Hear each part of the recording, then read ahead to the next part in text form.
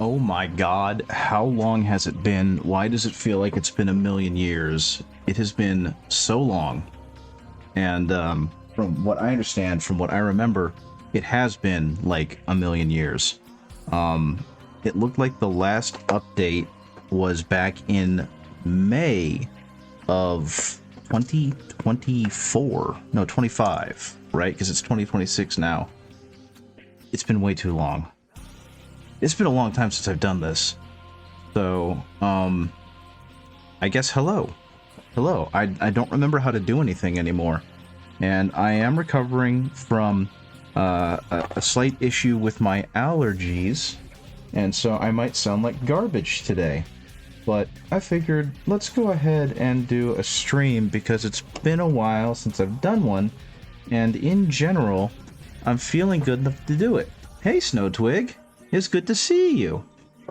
It's been forever. How have you been over this last, like, year and however long it's been? Because it's been a long time. I'm still kind of grappling with the fact that it's been a long freaking time. I am not dead. I'm actually doing pretty okay. I am now just kind of trying to get back into the groove of streaming. Because I think my last stream was May of last year, when I was still working on a bunch of Death Guardy stuff, which admittedly is still not done, but that's okay. I appreciate it, thank you. Yeah, it's been one of those things where, like, I've missed streaming too, but I've also just been too tired and too hassled and whatnot to stream. But I'm back, at least for today. Pretty okay. I've had some health issues, but they've all been very minor, nothing life-threatening. Nothing life-altering other than that I just need to exercise some more. And I've been doing well at my current job, which has not been the source of my health issues or stress. What has been, though, is the allergies, the sinuses, the temperature shifts. Otherwise, I've been doing a lot of commission painting, a lot of trying to get promoted at my job, and yeah. How have you been? How have you been? It's been a while. I'm actually going to go ahead and turn on the camera and get rid of the starting soon, because it's time. I have been playing an unholy amount of Yakuza, in which I mean I have been playing all of the Yakuza, because I have literally played, I think the only Yakuza game I haven't played is Dead Souls, and the new one, Kiwami 3, and one of the other ones.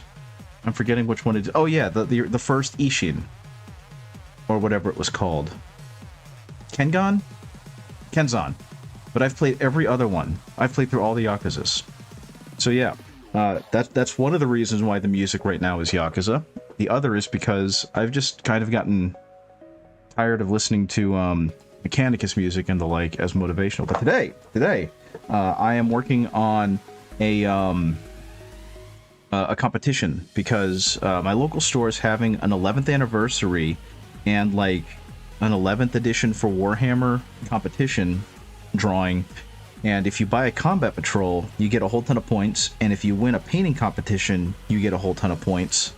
And so I bought a combat patrol of Aeldari Corsairs, and I want to paint them up because I have a good chance of winning both an 11th edition box and of winning potentially a battle force or another combat patrol, so that's a lot of money. So what I've been painting so far is this guy right here. And I've gotten pretty decent with an airbrush, I like to think. And I'm going to keep working on this guy. And I'll admit I'm being a little lame about this, but that's because I want to do it. I didn't know what to paint these guys like, so I was thinking, why not paint them like Kiryu? So they're all going to have kind of white armor and red cloaks, red cloth, and black helmets, so they're all going to look like the Dragon of Dojima, at least to the best of my ability. I'm not really sure what else to do with them or how to get them there, but I'm slowly kind of fiddling my way towards it, because I think since you get extra points for winning a painting contest that they're going to have, that putting it all together, it's going to be really vibrant, because you're going to have these beautiful white armor, and then these beautiful flowing cloaks, and it's going to really pop. And at least that's the hope. So unfortunately, despite the fact that this cloth is absolutely stunning, I'm not going to say I'm going to ruin it, but I'm going to have to ruin it because it's going to be painted over with a magenta, and then, well, actually more of a maroon, but it's going to be painted over, and then it's going to get like red highlights. So this guy is going to be incredibly vibrant with that color. But like this guy, for example, we're going to get a lot more of that white shining through because the armor is going to remain that kind of cool gray that Kiryu's leisure suit has, and then the cloak is what's going to get all of the red. So we're going to see how that works out. We're going to see if that ends up looking okay. But yeah, how have you been? I've been like completely off of Twitch. I feel like I've been on the Isle of Misfit Toys when it comes to Twitch related stuff, just because I've kind of, when I backed away from it, I completely separated from it. Like I stopped watching Doigan Swift and I stopped watching like Onsta. And I actually, like, I know they went on break, and I'm sad that happened, but I have no idea what they were up to before all of that happened. So, I'm at, like, a complete loss. I feel like the entire ecosystem that I was a part of is now gone, and I'm not really sure what to do with that information. I'm nuts. Because I used to be really big into, like, watching some of you guys, and it's just, I haven't seen notifications that people are online. And some of that is probably my fault, because I might have disabled them because I wasn't listening to them or tuning in. And I was tired of getting the email notifications. But at the same time, it just feels weird. It feels like that big social network that I was slowly building is just gone. You haven't watched them in a while? My understanding is they haven't streamed since winter, since around the holidays. And they just kind of said, yeah, we're really busy, so we're going to have to go on hiatus, and we hope to be back. And they haven't been back. So my hope is, and my assumption is, that they've just been really busy with work, because if I recall right, when they were last streaming, Swifty basically was only there for about an hour and then had to go work, so I'm assuming it didn't get much easier, you know? But yeah, what have you been up to? Because I feel like I've mentioned a lot what I've been doing, but no clue how you've been doing. Because yeah, it's been a minute. It has definitely been a minute since we last saw each other. I know at my job, my supervisor is retiring, and the person who was kind of in line to take over for her is being rapidly groomed to do so and rapidly trained to do so. And so his position is now open, and my supervisor, before she leaves, she wants to put me in that position. So I've had to frantically scramble and train to get a lot of certifications and classes done.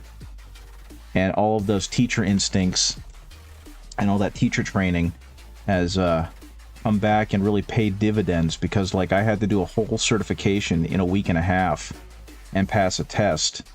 And by you know, sheer skill, dumb luck skill, whatever you want to call it, I managed to pass. So there's that. But in the meantime, it's literally just been the daily grind. It's been me going to work, doing work, coming home, painting commissions to make some extra money, and then repeating the process. Yeah, but up to much, haven't streamed in a while as well, but you've been arting? Very cool. I hope so, because I mean, we don't have to art on stream. We can art independently and still do some fun, cool art. I am nowhere near the center, so I'm gonna move this here. Now, admittedly, it's been so long that like my entire setup didn't work anymore when I pulled it back up, and I kind of had to recalibrate everything, or else I probably would have started streaming about 15 or 20 minutes earlier. Not that it matters too much.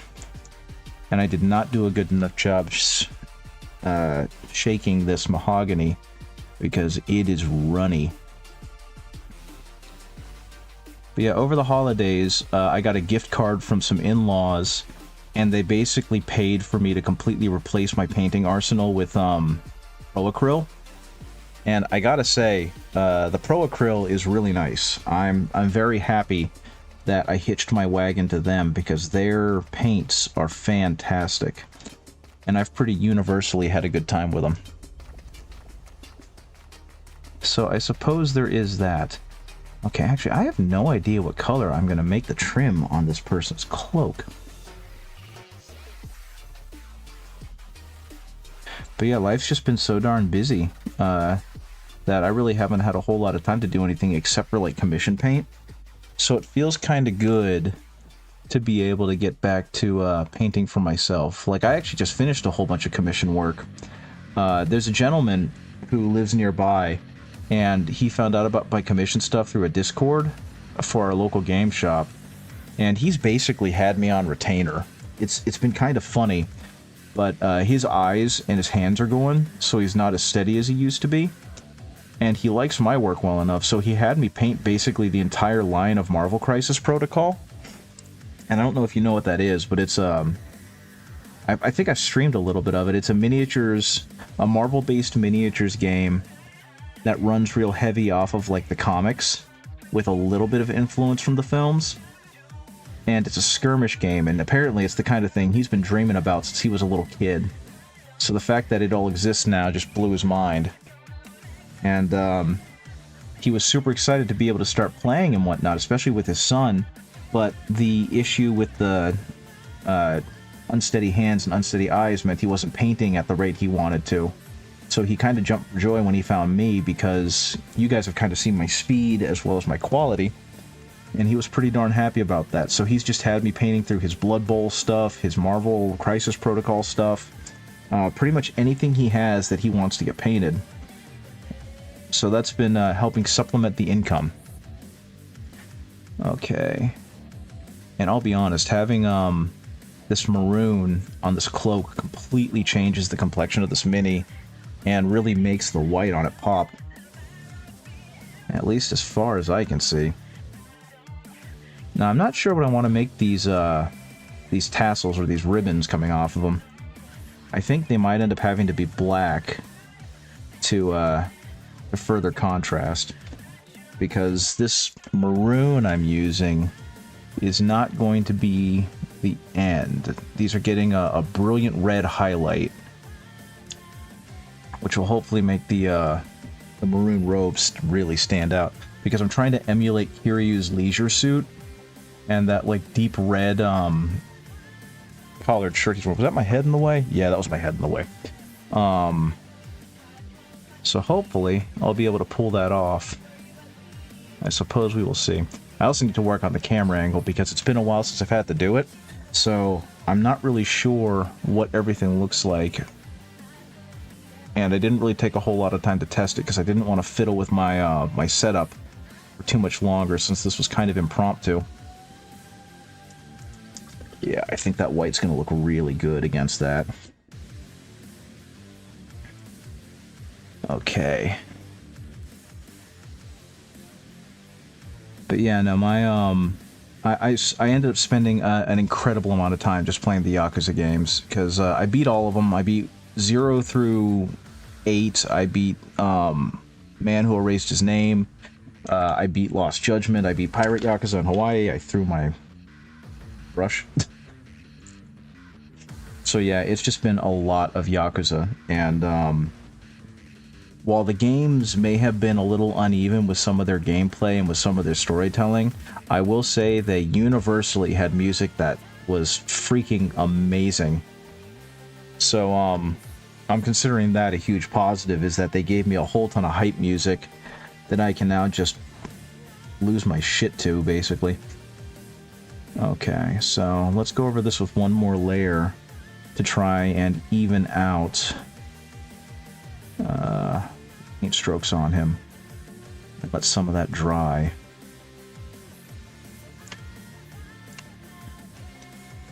But yeah, it was weird, because I kept thinking, you know, I'll be back. I'm gonna stream next week. Oh, I'm gonna stream next week. I'm just gonna stream next week. And the next thing I know, it feels like I've been gone for forever, and it's like, can I still stream? Do I still know how to stream? And it just kept getting worse and worse. That, and I think part of it was just that half the time I was painting, it was doing a bunch of stuff that I didn't think would really look good on stream. And honestly, as much as I enjoy doing those commissions, it wasn't my best work, because it was constantly stuff where he was like, I'm not looking for display, I'm not looking for Tabletop Plus, I just want it to look good enough so that I can play it with some friends. And so I was less than proud of the work I was doing on a skill level aspect, and it was just like, I don't want to stream myself painting this. This is going to be bad. And so that probably played a role in why I wasn't streaming as regularly as... While I wasn't embarrassed with the work, at least I don't think it was a lot of like, I don't know if I feel comfortable showing myself painting this stuff. So I don't know how loud the music is, but this song makes me want to run through a brick wall. I've been obsessed with this one in particular for months now, and I feel bad for my poor partner because they've had to hear it non-stop in my car. Okay, and let's see if I can get under there and there. So one thing I have found out is that I've become so cautious about using my Kolinsky sable brushes that I just stopped buying them. I've got one really good one that I haven't touched that's still in its case and everything, and I keep saying I'm going to break it out for like a piece that really deserves it, and I have yet to do that.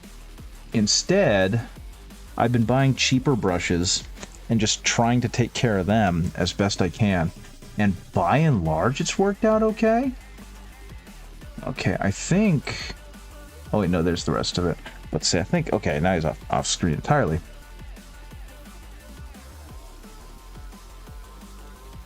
There we go. But I do have to say, if you take care of your synthetic brushes, I'm very shocked at how well they hold up, because I mean, this thing's kind of been beat to stuffings, and I bought it from a craft store, and it was a little expensive. It was like $10 US, but at the same time, I've been getting some really good work done with it, so I'm pretty darn proud of that. And you can probably tell that I'm getting pretty well into the creases in here. I'm gonna have to redo a little bit of that. That's not a problem. That's not armor, so that's going to be robes, which means it's also going to get this red. There we go. Okay, one last coat of maroon, and then I'm gonna go through and hit it all with, whoops, this is the wrong one. Hit it all with the red highlight that I'm going for, and we're gonna see how this looks.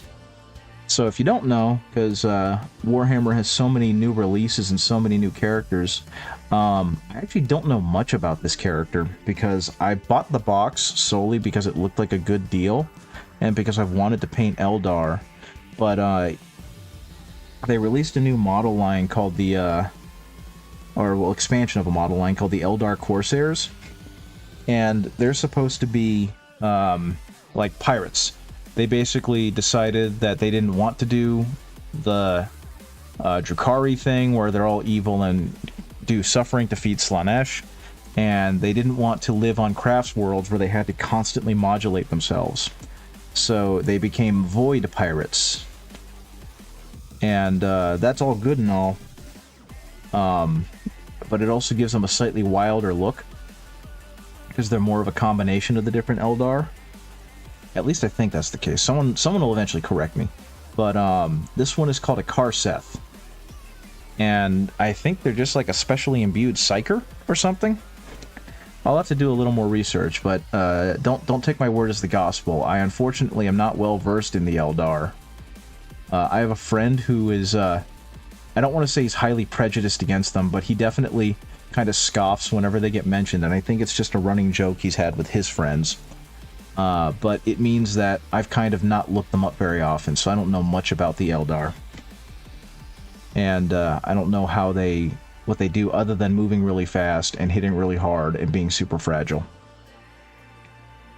But yeah, once I finish with this guy, yeah, I'm just going to get a little sloppy there.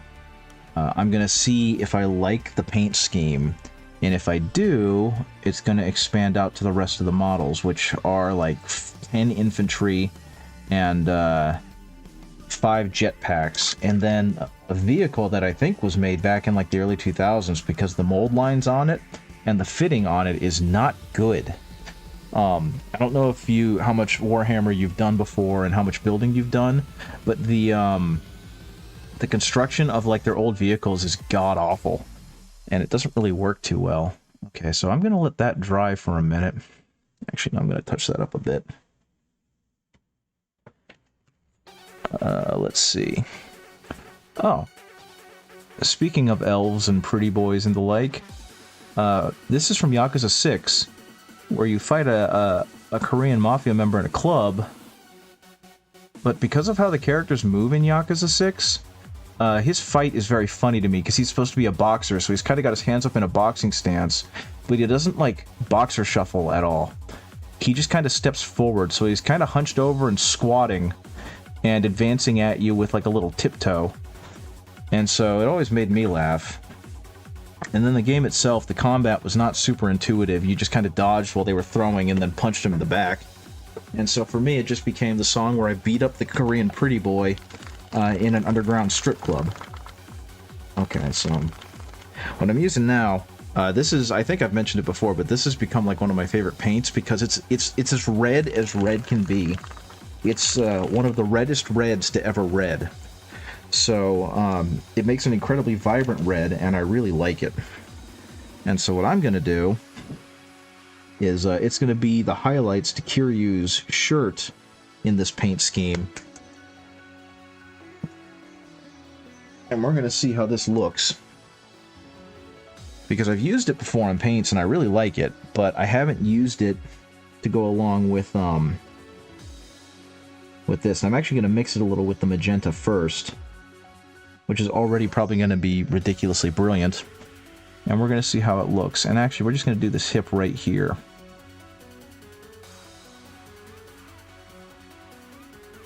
And yeah, that's already a much nicer color. Now, unfortunately, this is all going to be in very tiny amounts because I'm going to be experimenting. So there's not going to be any extreme shifts in color that we're going to really see. Oh my god!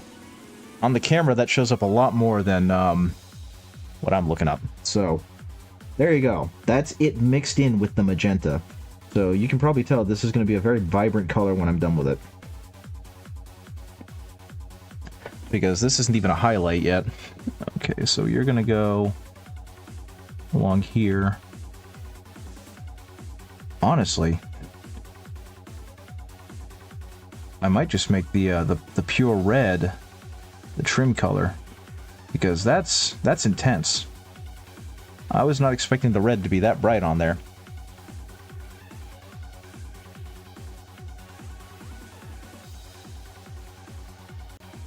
Something else I think I've managed to get a little bit better at now that I've painted some more is I've gotten a little bit better at recognizing where light sources come from. So while I'm not great at it yet, I'm definitely better at identifying where I should be filling in highlights versus just kind of highlighting the whole thing. So maybe that'll show up in this paint job. Who knows? Who knows? Okay. Another pair of games that I don't know, I've been watching a lot of video game plays, and I've been trying to play more video games so I'm not stuck in the basement all the time.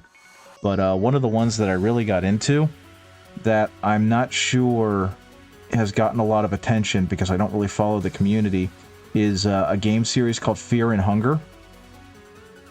And you might have heard of it, you might not have, just because it's one of those extremely difficult RPG Maker RPGs. Do you know anything about Fear and Hunger? Have you heard about that at all? It's pretty gruesome. It skirts the line between like something that would be considered like horrifically offensive and pushing the envelope too far, and just being extreme. I think one of the ways I've heard it described is it's Berserk, except instead of being guts, you're just a regular soldier. And I think that's a very apt description, because you spend a lot of the game dying and kind of trying to figure out how the game mechanics work, because it's a very atypical game. It was made by someone in Eastern Europe. His first name was Miro, I remember that much. And it takes a lot of inspiration from Berserk, I remember that too.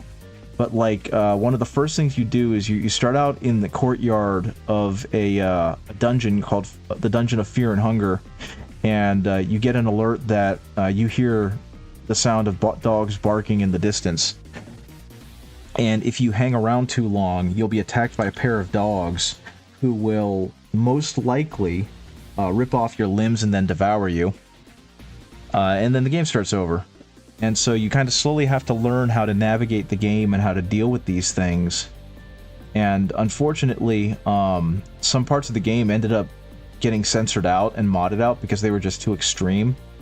Like, the next enemy you tend to fight is a giant ogre guard. And if he beats you, he does horrible things to you, and then dismembers you, and then throws you in a pile of corpses. And you can try and crawl your way out, but you'll most likely die and have to start over again. So, again, kind of learning how to deal with that and learning the lore of the game is where a lot of the fun of it comes in. And it's not one I can play. I have stress-related heart issues and breathing issues, so I can't play these kind of games. But Super Eyepatch Wolf was really into it for a while, and he played through it, so I kind of watched his playthroughs. And then he started playing Fear and Hunger 2, which is a lot more forgiving in terms of how it deals with punishing you for, you know, your decision-making. And it's a lot less bad trauma in that kind of way, but it's a lot deeper. It's a lot, I think in some ways it improves on what Fear and Hunger was trying to do. And I've just been obsessed with these two games since I found out about them last year. And at the same time, I also found out about a game called Look Outside, which has become slightly more popular. It's had a little explosion in popularity because the guy who created it, he helped, like, Lumpy Touch. He's worked with Lumpy Touch before, who's another weird animator. And it's another good RPG that's in RPG Maker. And I'll be honest, I'm probably going to end up playing it on stream one time just because I like that game so much. I'm not very good at it, but it's a really good game. And it blends some pretty horrific body horror with a combination of good humor and well-written characters. So it's one of those very much worth playing type games. And so that one is probably going to end up getting played on streaming if I go back to doing that. Because if I remember right, the last time I was streaming, I was also playing through Like a Dragon. And I may have stopped streaming, but I just kind of cannonballed through that game. And I think by the time I finished, I had something like 100 hours into it. So there was that. And I did the same thing with Like a Dragon Infinite Wealth. So yeah, there's been a lot of Like a Dragon-ing happening, and I couldn't be happier. Okay, now I guess how do I approach some of this? Because I don't want to do too much, but at the same time, I don't just want to leave these strands out there like that. But honestly, that looks pretty good. I'm just going to let it play and see how it turns out. Yeah, I hope you can see what I mean about how vibrant this red is, because it completely changes the flavor of, like, the red that it's or the red that the mahogany was trying to give, and really makes it stand out and be a lot brighter. And I don't have my glasses on, so I can't see whether that looks good or not on camera, because it's all kind of blurry to me. But the blurriness I see looks pretty darn good. But yeah, the only other thing I've really been up to is I started trying to play Necromunda with some friends. And we realized pretty quickly that we're babies who don't like the extremely complex rules of 40k and of the Warhammer games, so we kind of moved away from that. And we tried playing one-page rules version, which is just called, like, Grimdark Future Firefight. And that turned out pretty good, because it's a lot simpler, and there's a lot less bookkeeping on the player's end to try and remember how to play their dudes. So we've had a lot of fun doing that whenever we've had a chance to meet up. But the issue has always been, of course, scheduling, which, if you play any D&D, you know is the actual big bad evil guy of D&D. And so we've been trying to play that more. I've actually been trying to schedule with a friend to teach them the game and show them the game. And we started planning that back in February. And due to a combination of things, we just have not had a chance to meet up and actually play the darn game. But I do recommend, if you're interested at all at getting into like tabletop wargaming, trying out one-page rules, because they live up to their name, and their game system is very simple. And I don't want to call it elegant because I feel like I overuse that word a lot, but it makes the games flow really quickly. And so you get a chance to play that kind of stuff. Oh, I didn't finish painting the magenta on his cape. There's some white spots on it right there. So we're going to hit that and give that a little bit of time to dry.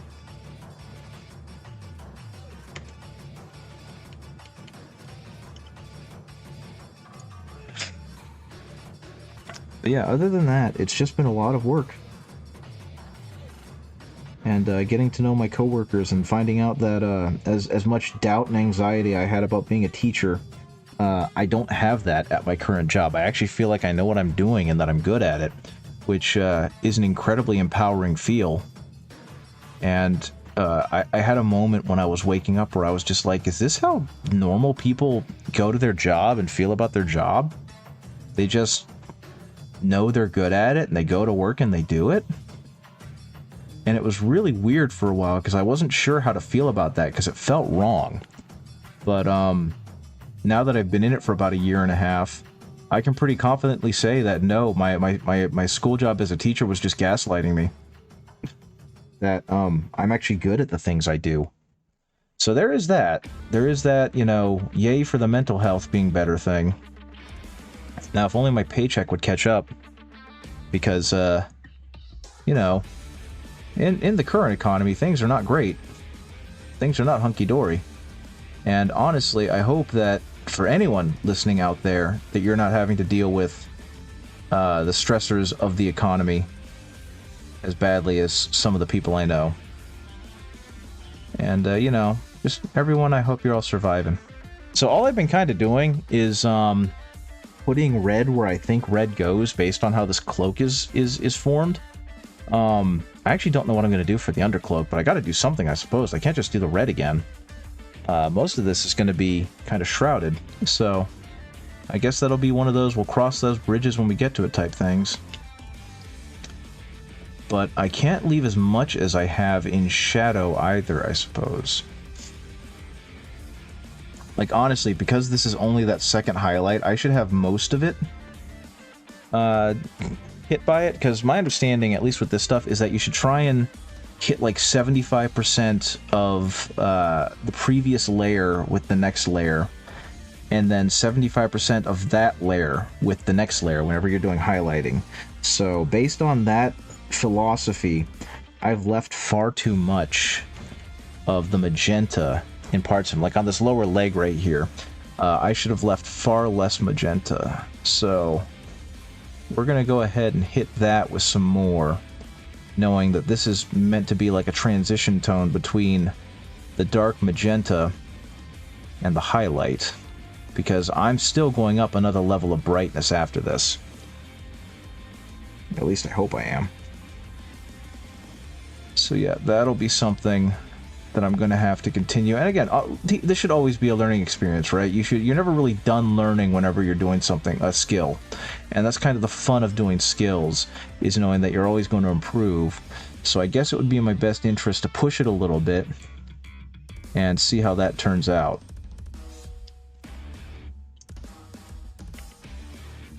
Though I will say, having a good brush up. See, especially on the back, like right here, I've left all of this brown or all this magenta that doesn't need to be there, and should only be in like the deepest shadows, and then go up even higher with the other colors I'm going to be using. So this was me being a little bit too scared and conservative.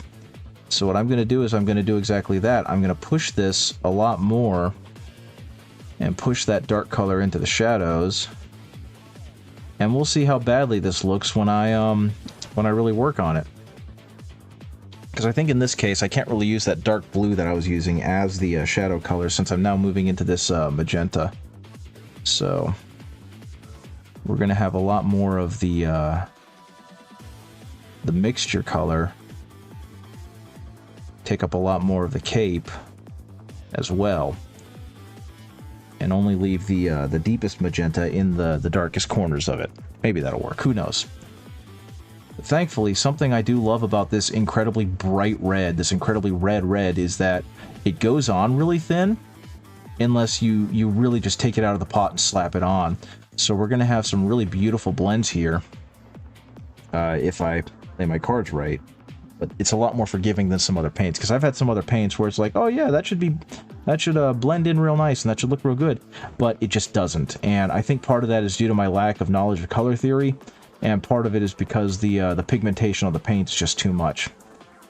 So hopefully now what should happen is that now that I'm starting to fill this in more, is we're going to get a more overall reddish tone. And then when I go up to the next highlight, that'll do a better job of really selling the brightness of it. Because again, I do want this to be more of a, eventually more of like a deep red, but it's going to start out with some pretty dark shadows.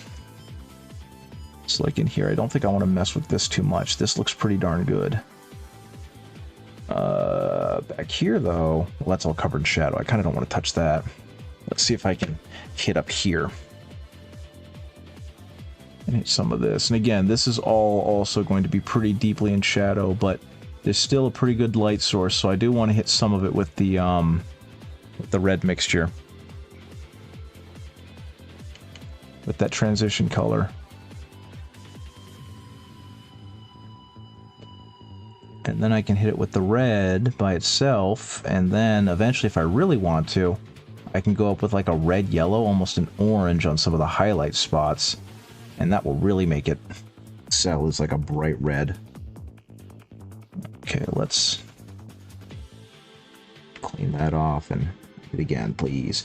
And actually, this is good timing. I'm almost out of that magenta. I still don't know what I'm going to do with the underside, though. As you saw, I painted everything with that magenta, but that underside, I kind of don't want it to be uniform, but I'm thinking maybe it should be uniform? I don't know. Because a lot of the time, to create better contrast, you see like the undersides painted a completely different color, right? So I'm just not really sure. Do I want to keep that as this dark maroon, or do I want to make it a different color? What should I do with that? Because I mentioned it before, but what I'm kind of doing is I'm going with like Kiryu's color scheme in the Yakuza series, in the Like a Dragon series, where he's got on the white leisure suit, or the light gray leisure suit, and then he's got on like the red undershirt, and he's got like kind of the black hair to go up top, and like the blue aura for his Dragon of Dojima stuff.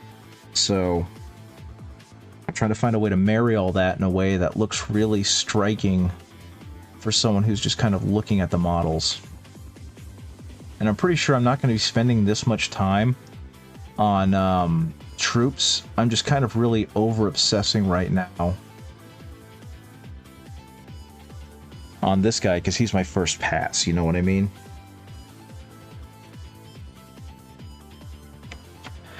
And after him, I will definitely be able to find... Well, I think this is actually a her. I can't tell.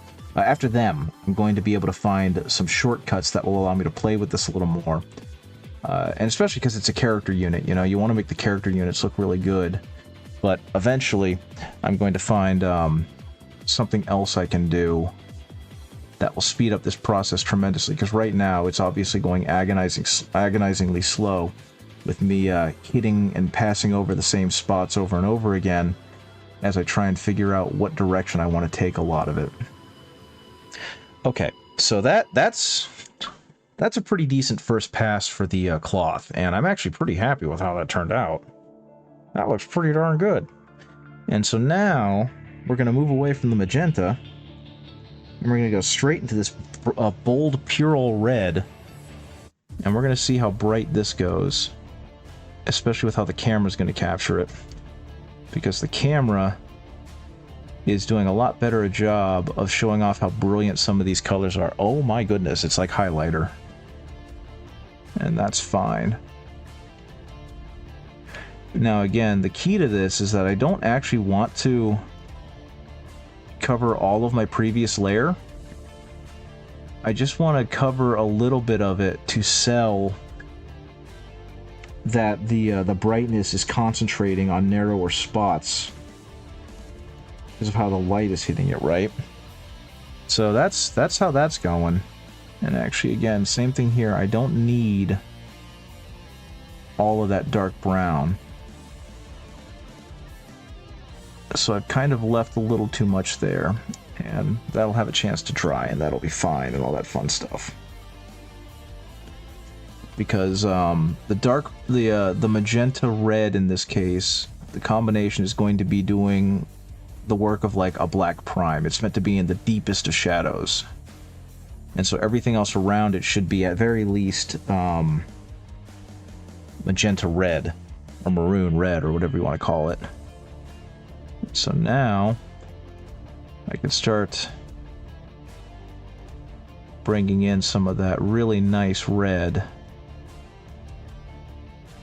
And you can see just across there how much better that looks. So yeah, that worked out pretty well. Good for me. And this is going to have to... And one of the other things that I've really had to get better at, that I'm pretty awful at, is making sure that the paintbrush is oriented the right way. Because if your paintbrush is not pointed the right way as you bring it across, it's going to create weird, bad brush strokes that you're now fighting against instead of working with. At least that's been my experience with it. I get the feeling that being kind of a hermit with this has made it so that I've become so insular that I've taught myself a lot of extremely painstaking techniques that have slowed me down and not made me any better a painter. But at the same time, I like my results. And I'm enjoying the process, so maybe, who knows, maybe I'm doing it right. Regardless, the one thing I do know is that you don't want your highlight to cover the same area as your previous pass, because then you're going to eliminate the filtering feeling of a good highlight. A showdown. It falls down. Yeah, a lot of the Majima songs are really good, and I like them. So, there's that as well. You're going to be hearing a lot of Majima. Okay. Actually, that's another spot that I could probably hit over. That's going to be that magenta, maroon, red. So we're going to make a little more of that. And we're going to start blending back towards back a little bit. And this is again going to make everything just a smidgen redder.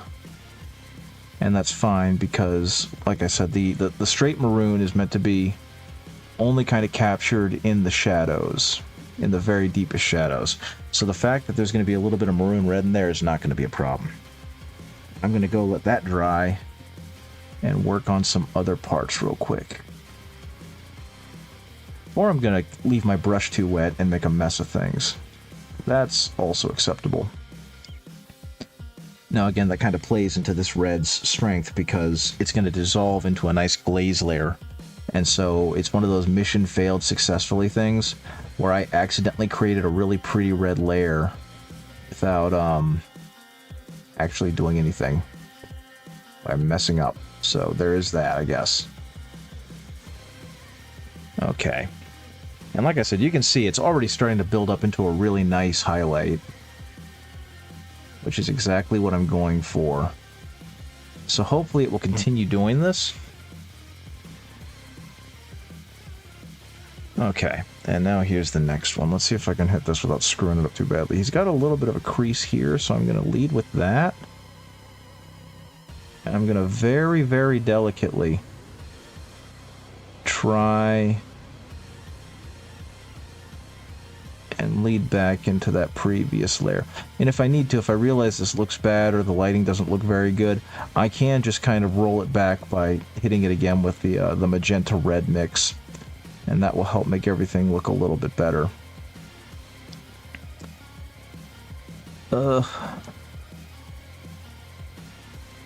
This is scary. Okay, and actually no, that looks pretty darn good. Let's hit a little further back. Okay. And so yeah, that turned out pretty okay. I ain't mad at that. Now I will say something that has been nice about streaming again is that it's letting me focus while also encouraging me to do more, because I have been a little gun shy about doing certain things with models because it's like I don't want to mess up my model. But now that it's all recorded on camera and on the stream, it's like empowering me, like, nah, you got it on stream, you can see what you did wrong and then fix it later. So that's going to be good. That's definitely going to help me. Okay, and let's get that up to a nice red so that it matches the other red. And there we go. Actually, that ended up lining up pretty good, because I can't see it from the angle I'm sitting at, but I sure as heck can see it from the camera. And yeah, that looks pretty heckin' good. Eventually I'll go back and I'll fix those lenses. I was just kind of blocking in the helmet to see if I liked it that way. And as it turns out, the answer is yes. So we'll see how that ends up looking once I really get into it. Okay, and same thing. See, if I don't hit this at the right, with the right angle of the brush, it ends up making a bunch of lines that I don't want. So the goal now is, again, cover about 75% of what was previously covered, and let that transition trick the eyes into thinking that you're seeing an actual highlight. And of course, keeping it on camera would be good too, wouldn't it? What you guys don't know is that I've been secretly handing it off to a professional painter I've got trapped next to me. And they're the ones doing all this beautiful work while I just sit here and talk. Okay.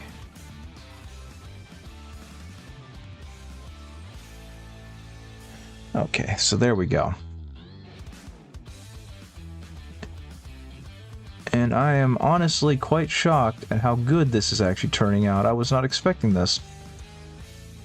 Though I will say, I do think a lot of that does have to go with the fact that Bold Purell Red is just such a darn good paint. I strongly recommend, if anyone out there likes painting in red, buy Pro Acryl's Bold Purell Red. You will not regret it. It will make your reds so much more vibrant. It will make them so much prettier. And you will have a very good time. As you can probably tell, I'm having, by looking like a freaking boss on stream, without doing much. Okay, one thing that I'm very tickled by in the Yakuza franchise is they love to use the Koreans as a secondary antagonist, because I suppose the Korean population in Japan, it being a minority group but also being involved in organized crime.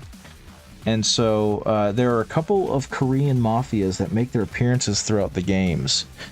And as a Korean who is admittedly adopted, so my cultural connection is not super duper strong, I don't know how to feel about the fact that the Koreans were pretty regularly villainized up until 7. And Yakuza 2's plot in general, I remember thinking or being like wildly disappointed with it because of the fact that the end of the game felt like someone had a high schooler trying to, or had this amazing story they were building up to, and it was full of twists and turns and betrayals and double crosses, and then they remembered that it was due tomorrow, and so they freaked out and tried to finish it all in one night. And so the ending of Yakuza Kiwami 2, Yakuza 2, was just such utter nonsense. And I remember sitting there dumbfounded as I watched it unravel, and just being stunned that this made it past the cutting floor. And my partner kind of feels the same way. I think she considers it to be one of the worst Yakuzas because the story being such utter nonsense. Okay. I think that turned out pretty good, but I think I might have gone a little overboard up here with keeping everything the same color, because I'm not really seeing much of the same color here. So this is where I have also gotten a little bit better at blending. I've kind of learned how to do it. And so hopefully... Actually, no, that looks pretty darn good. I don't know why I'm fighting it. I don't know. What do you guys think? Did this turn out okay? I think it turned out pretty darn good. I think the bottom part of that, that robe could probably get a little bit more exposure, at least around the calf and whatnot, but...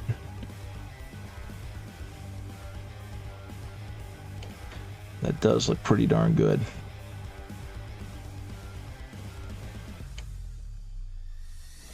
There we go. But yeah, speaking of Yakuza, with all of the drama that's gone along with it, I don't know how many people are aware of it. I know that Onsta is very aware with it, and it's very sad to her. It's made me far less interested in pursuing the series further, and especially after finding out Gang of Dragon is basically indefinitely on hiatus. It's like, man, I guess I just got to enjoy what I got to enjoy. Like, even though Stranger Than Heaven looks really good, it's like, do I really want to support this company with how they treated the last kind of, not uproar, but the last issue that they had? Because it feels kind of insincere to be like, yeah, we're boycotting this game because of decisions you made, but we're not boycotting the next one. I don't know. Maybe it's just me. Or even not boycotting, just being like, yeah, I'm not going to play that one because some of the things you did for promoting this game were problematic. And the next one being like, oh, but this next one looks good, I'm going to play that. It's like, you're still giving them money, you know what I mean? So, I don't know. Stranger Than Heaven looks really neat. Finding out that it's taking place in the Yakuza universe kind of made me roll my eyes a little bit. But, you know what? They can do what they want. It's their game. Okay, so let's go ahead and work on these wild highlights. Because this cloak is going to be... exactly that. It's going to be wild. It's going to be very red. Because one of the coolest things about doing these things is just seeing all the folds and all the wrinkles and all the creases in the cloak kind of come to life as you continue doing layers on them. And for a while, it was actually my favorite thing to paint cloaks because I thought I was pretty darn good at it. And it wasn't until later that I realized that I was not. But feeling good about doing stuff in the moment is great. It didn't matter that I wasn't good at it. I thought they looked amazing, you know? So there's always that. And that's kind of how you guys feel when you paint your stuff, is you look at it and go, man, I'm good at this. Because, you know, it's always kind of a race against yourself. And if you think you're good at it, then you're doing a great job. And congratulations, and I'm glad you're having fun. Oh, this song is stanky. This is another good one. This is a boss fight from Yakuza 7, Like a Dragon.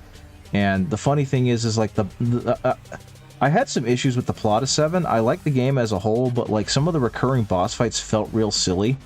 And this was one of them. It didn't help that the guy kind of looks like a foot. He's very pug-faced, so it was hard to take it seriously.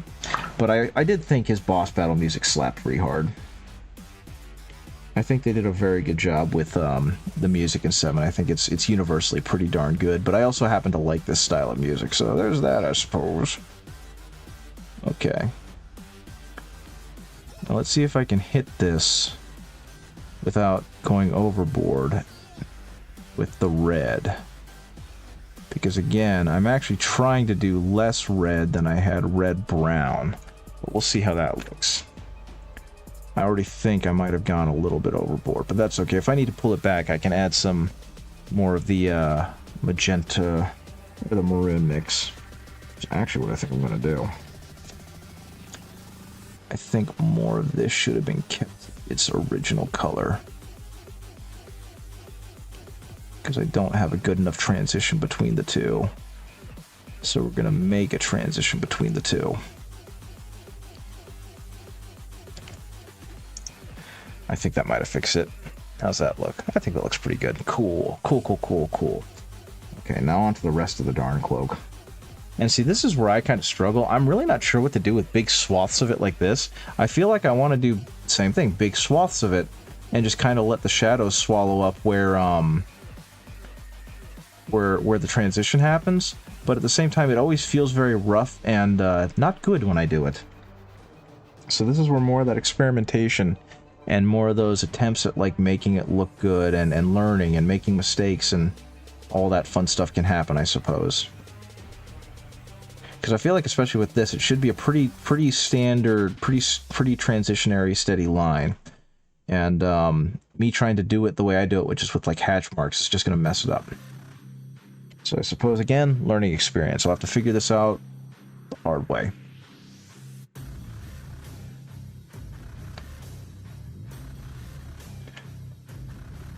This one's from Yakuza 0, and I kind of love that the first time you hear it, it's when you fight a guy with the title Very Large Man.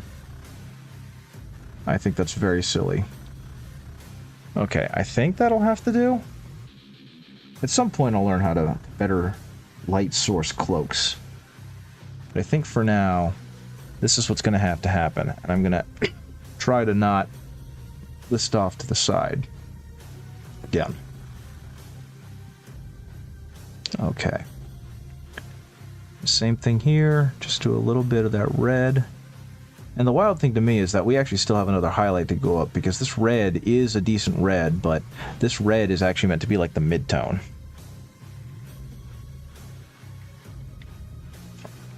But we'll see what I manage to get my hands into. Because part of the problem now is that this red is being, or this fold is being concealed by some of their tassels, which I guess is fine, because that's something that could happen in real life, and that's definitely going to affect the light source of it, I would assume. Okay, let's hit it with the last of that magenta, because I think we're going from too far of like that brown magenta into the magenta red, so maybe having a nice transition helps smooth that out a bit.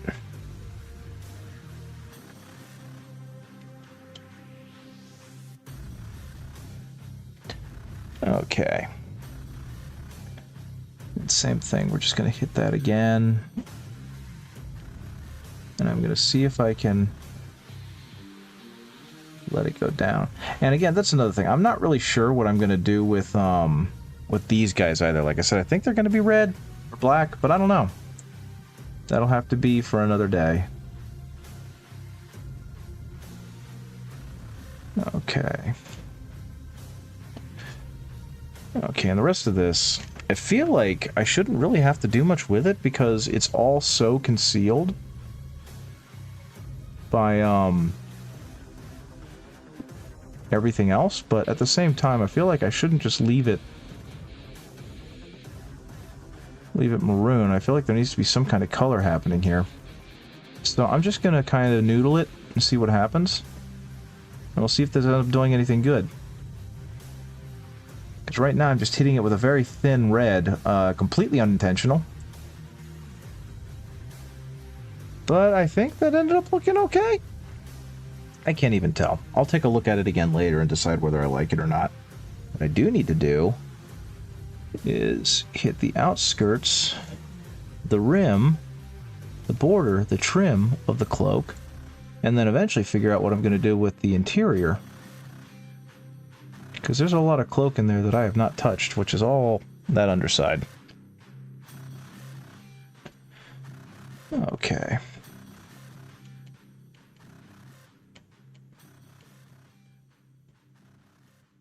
Okay, there we go.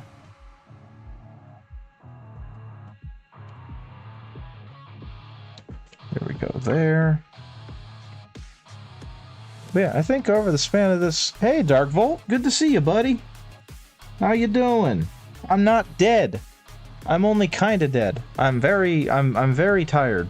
Because I'm always very tired, but I'm not tired enough that I can't do this. And so now, I'm doing this. I am alive. I am very much alive. I've been dealing with some really bad sinus issues, and I think I might have accidentally gotten a sinus infection, but it's all gone now, and I'm doing better. It's good to see you. I'm glad that you're doing okay. At least I hope you're doing okay. Are you doing okay? Are things okay? Are you well? How have you been since I last saw you over a year ago? Because I do know we kind of kept up on the Discord, but that's just kind of like passing ships in the night. How have you been?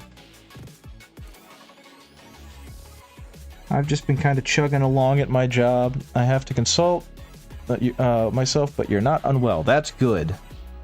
I'm glad to hear that. See, for me, the fact that you didn't immediately tell me about something awful that happens means you're doing okay, at the very minimum, and that's good to hear. And I think the internet has become this crazy thing that allows us to stay in contact with people like that. So yeah, I've just been kind of chugging along at my job, doing job-related stuff, doing a lot of commissions, as you guys have seen, but otherwise just kind of vibing and trying to conserve energy. Because this last year has been quite a bit without being awful, but definitely things have happened. So I talked about it earlier, but my goal for this guy is very silly. It's part of a competition, which I mentioned on the Discord. Yeah, I've been as productive as I can be because that's been helping pay the bills. And I found out something over the last year, and that's that it's really hard to live without food and money. So having the ability to acquire both has been a very important part of my strategy of staying alive. And so far it's been working out pretty okay. But yeah, so this was... Golly, this ended up looking really good. I'm trying to go with a dragon, like a Kiryu themed color scheme. So they're going to have white armor and red cloth, because most of them are going to be, you know... You need to take notes, you mean food and money? I know, right? Isn't it insane? What kind of world is this? But yeah, I didn't know what to do with these guys. I just knew I wanted something that popped. And I know that Kiryu's suit, being that, like, cool gray and red, popped. So that's the plan with him, that's the plan with my Eldar combat patrol, is to do them all in that, like, cool gray and red cloth look. And I think for the most part, it's turning out pretty okay. This was my test model, because of course the first thing that you always test on is the most detailed character in the squad. But they're also wearing a lot more cloth, so I was worried that the overabundance of red cloth would kind of drown out the white armor. And honestly, I think it just helped it pop and makes the white armor look all that much more impressive. I don't know what to do with the underside, though. I'm kind of at a loss with what to do with the underside of the cloak, because I know a lot of the times they tend to make it a different color to contrast the whatever the rich color is they choose. So in this case, it's like, what color, to follow along with the rest of it, what color do I make this, you know? Because I'm pretty happy, I'm actually really happy with how this red is turning out. That looks freaking phenomenal. Go me. Good choice, Ben Repaints. So yeah, I'm vacillating over what color to make that. I don't know if I told you this, I'm pretty sure I did, but the picture you've drawn of Ben Repaints, where he's holding up Abaddon, and one of them is talking and the other one is just kind of standing there smiling, those have been my unlock screens and my wallpaper for the past year. And so quite a few people at my job have seen my lock screen, and it's gotten me into quite a few Warhammer conversations, which I think is really funny, because it's been with people you would never expect. I was led into a fire station, and this older gentleman, who had to be in like his 60s, saw my lock screen when I was trying to look up some notes, and I saw him get kind of a furtive glance, like an expression, and he was like, so, if you don't mind me asking, is that an Imperial fist symbol on your wallpaper? And I was like, sir, how do you know about the old lore? And it turns out that that's exactly what he's into. He loves the novels, he loves the lore. He's not much into the painting, though, because he's self-conscious about his skill set, but it's like, oh my goodness, Grandpa likes the Warhams. Yeah, it's been actually a really great icebreaker. I just found out that one of the head librarians that I work with, her husband is big into Warhammer, and I was able to show her that avatar to be like, yeah, I stream painting on Twitch every now and then. And it's actually something I hope to pick back up, because I've really missed this. And, I don't know, I feel like it's something that I could be doing, but haven't been because of various reasons, and now that I can again, I want to. This might be the single greatest thing I've ever painted, and that I'm pretty happy about that. I'm really jazzed about how that turned out. So yeah, I've got more of these guys, and, you know, they're Eldar, so they got really cool poses. But what I think I'm going to do is I'm keeping the white armor, the gray armor, and anything that's cloth related. So like their sashes and their capes, they're all going to get kind of that red trim and black leather, black straps. And that's what's going to make him look, you know, Kiryu coated. So we'll see how that turns out. I have no idea how I'm painting that wave serpent. Did I ever show you that I've golly, he's been sitting here for a long time. I've had this guy just kind of sitting there over in the corner, or in like my cup, for years now. And I think the best thing about it is this isn't an official model. You could make the inside of the cape a dark gray black to contrast the white and red. That's a good idea. That's a really good idea. That's what I'm going to do. Thank you for that. But yeah, I painted this a while ago, and it's not even a real lion. This one is the, let's see if you can... Yeah, this is the 3D print. I'm not sure if you can see, but the sword, you can see all the scuff marks from the printing, from the supports. But yeah, it looks pretty darn good, doesn't it? So at some point I'm going to finish this, because I think I told you a while ago that I had plans on finishing him, and I just never did. Okay, so we're going to go back down. We're actually going to do a dark blue mixed with the black. So I got a big gift card for Pro Acryl over the holidays, and I used it to completely revamp my paint line. So I've got this Pro Acryl dark blue, and I tend to mix it with black, and it creates a really good, like, really dark blue that I can use, so I'm not just going straight black with things. And I've started to realize that I really don't like just going straight black, straight white, and learning that skill for anyone who's interested is really important and makes your minis look a whole lot more vibrant. I think you do an amazing job on your lion. And yes, I believe you should paint your lion too, because I want to see the cool version of the lion that you come up with. Because I've now painted 2 of them, and I've really liked painting both of them, but it's like, I want to see someone else do it.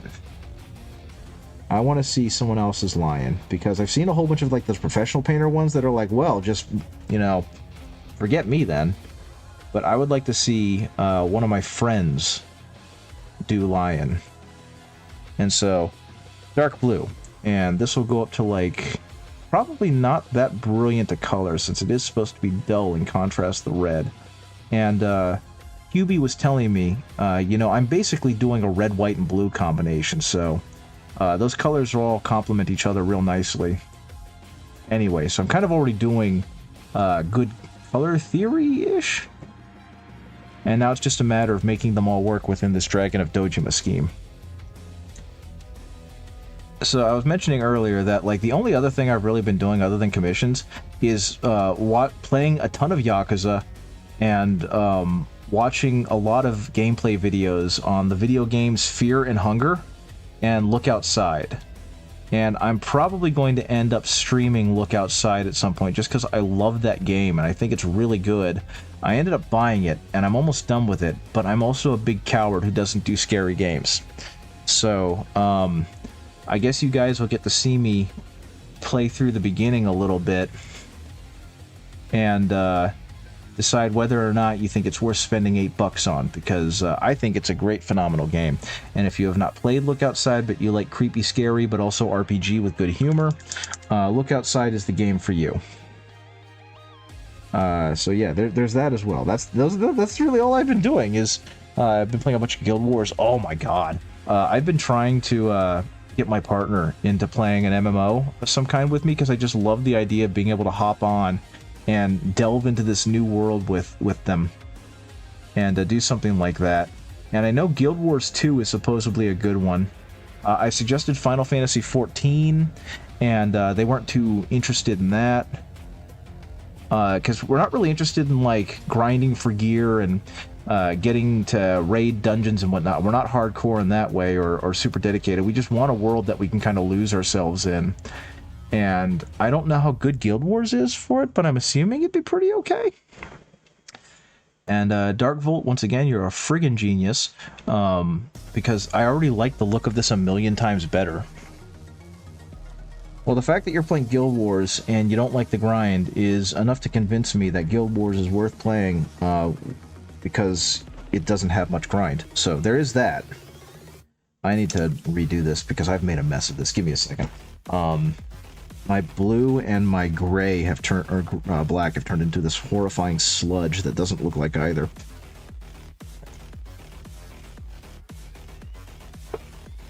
But yeah, it's just been a matter of trying to convince her, because she hasn't shown much interest in any of that. And I know she played World of Warcraft for a while, and she did so with her ex back when she was in college, and he was kind of a jerk about it, where he kept trying to tug her this way and that, and, you know, chastise her for not doing it right. And it's just like, calm down, it's a game. Though admittedly, I was very much the same way when I was in college. I was not much better than her ex-boyfriend. So, I definitely understand. The base game is free if you want to try it out. You can buy the expansion without any subscriptions. This is what convinced me, because you couldn't keep up subs. That is true. A lot of these games now, they've moved to that... Well, I mean, Guild Wars initially... It used to be pay for it once, and then that was it. That was the original Guild Wars, because I remember playing that with some friends, because they could afford, you know, a one-time fee of $60 or whatever. They couldn't keep up with a World of Warcraft style who's it's. And so the new Guild Wars, it's kind of neat that it's got a little bit of both going on there. I may have made this too wet. That's okay. So I'm going to give that a second to dry. Expansion of the same, buy once, play whenever you like. That's really neat. Oh dear, the camera's having a hard time. Maybe? Oh, there's some real delay there. That's fine. Okay, so actually, let's go ahead and mix these colors together and get that that blue-gray I was using, and then I can start adding... What color would be good to add to a blue-black? Because what I was using for a little while, which I really liked, was I have an ice yellow that works pretty well as kind of a not gray, a not white lightener. But again, that goes back to my severe lack of color theory knowledge. And I wonder if an ice yellow would be good for what I'm trying to do, which is going to be to kind of create some highlights for these guys, you know what I mean? So once all of this kind of dries off, because I definitely put too much wet paint on there, I'm going to go ahead and, I don't know, maybe the ice yellow? Let's see how the ice yellow looks. I also made the mistake, you could lighten the black with some red to imply the cloth. Oh, yeah, I could. That's a good idea. That's a good. So, like, what you're saying I should do is, on the top parts right here, is do a little bit of the red, and do a little bit of the red, do a little bit of the red, do a little bit of the red, do a little bit of red, do a little bit of red. Okay, yeah, I can try that. So something I realized is that apparently, in the time between me last streaming and now, is that my Google Captions are gone. The closer to the cloth, the more red the shading. Okay, let's see how this turns out. Because that bold Purell red is bold and Purell and red. And see, that's kind of where I'm trying to get better, is I don't know a lot of these things. And so I'm trying to learn where I can do that. Where I can, like, mess with it and make it have more of that. And so I suppose we'll see how this is going to look.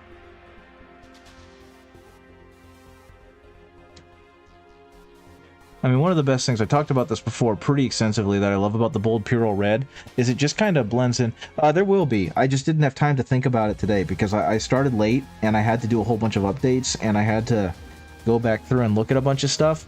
But I am most definitely going to put captions back on as soon as I can, because I remember one time I was looking through, I had gotten a comment on one of my videos, and since I am essentially a micro VTuber, I kind of freak out every time I get a comment on a video on YouTube. And it was from someone in Brazil, I think, who was complimenting me and saying that he really liked watching my painting videos, and asked if I could subtitle them, because he was also using it to, like, learn a little English, and it was hard to keep up without captions. And so that's when they first appeared on the streams, is when that happened, is I realized, oh man, there's actually someone who's watching me and they want to know what I'm saying and they can't keep up, so they need subtitles. So I think like right after I saw the comment for that video, I went out and found a way to put subtitles on them. And I was just really excited that someone saw my stuff and was like, this is worth watching, and I would like to understand it better. And it gave me the warm fuzzies. So, first of all, thank you to them. I don't know if they're still watching at all, since that was years ago. But if they are, I will have the subtitles back, hopefully next stream. And what I actually might do is I might start taking Fridays again and turning them into game streams, because I have already beaten all of the Yakuzas, so unfortunately I cannot play through them. Yakuza 7 took me for a ride, and if you have not played Like a Dragon and you are interested at all in the Yakuza storyline, 7's a freaking awesome game. But I would like to play something like Look Outside, or I don't know. I think if I play Fear and Hunger, I might actually die on stream, and I don't think you guys want to watch that happen. So I don't know what I'll do with it. Maybe I will go back through and find something else, but I wouldn't mind turning Friday evenings into, like, game stream or something. So we'll see how that turns out. Let's see, I want to go in here. And I actually think shading this with the red was the right choice, because even where it's not really getting hit by the reflection, it's still providing enough color contrast to look like a highlight. I just wish I was a little more steady with my hands. Okay. But yeah, I gotta say, this was a brush that I found on at a craft store. So I'm pretty darn jazzed with this you know, synthetic artist loft Vienna Rondo #1, because it's kind of become my heavy duty fine detail brush.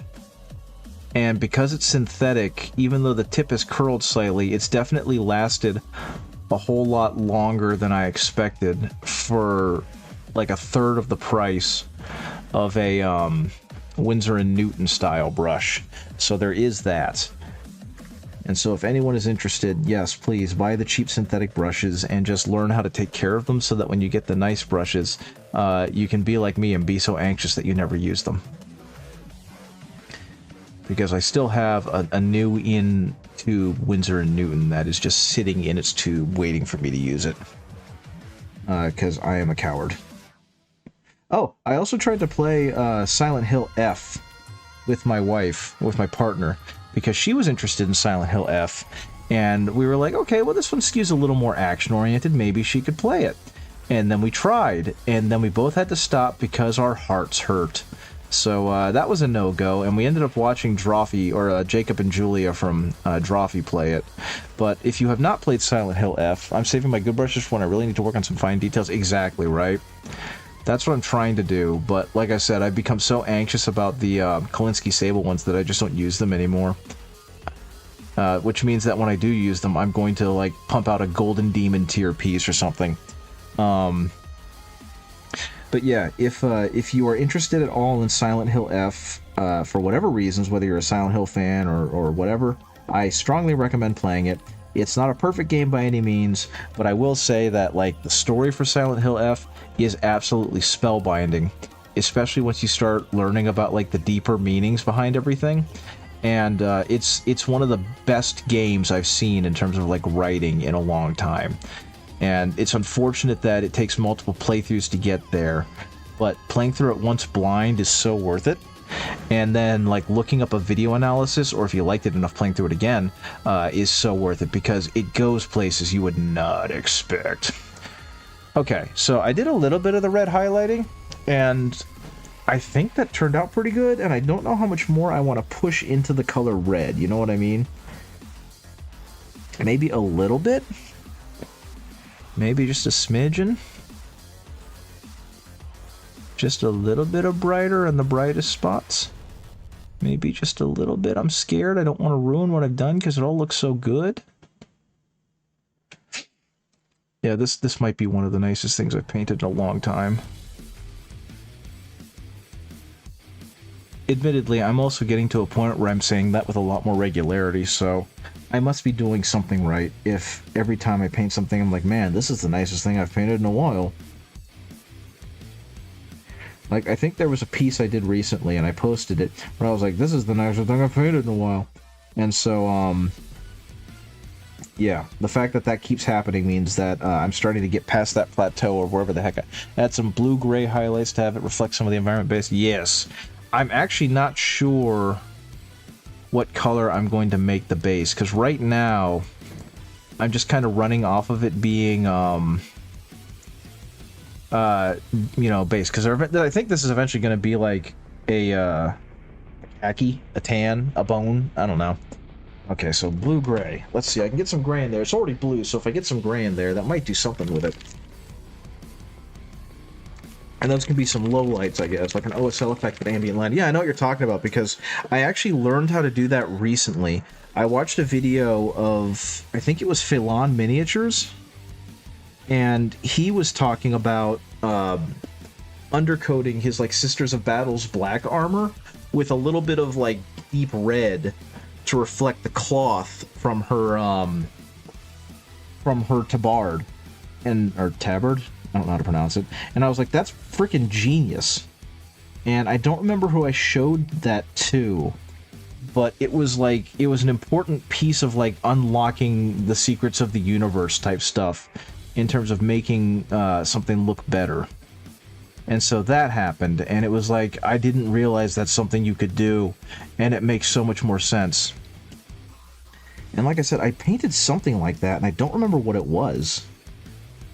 Because I remember doing the same thing. I remember hitting it with an airbrush of a color that more reflected the ground, and thinking that it looked bloody brilliant. Okay, so you undercoating in there, and actually in the case of this will reflect the white armor, I suppose. And see, this is how you get better. You listen to people and they're like, yeah, you should do this, it's a good idea. And then I go, yeah, that is a good idea, I probably should do that. And then I see it and I go, man, that was a good idea. And then I get better. Because, you know, that's how it works. So we're going to cover this again, since it is facing more further down. And we're going to hit that a little bit. Oh, and I should also probably, that's this color. Again, if you have a chance, I cannot recommend Pro Acryl enough. They are so thin that you can actually feed them through the airbrush without needing to thin them down.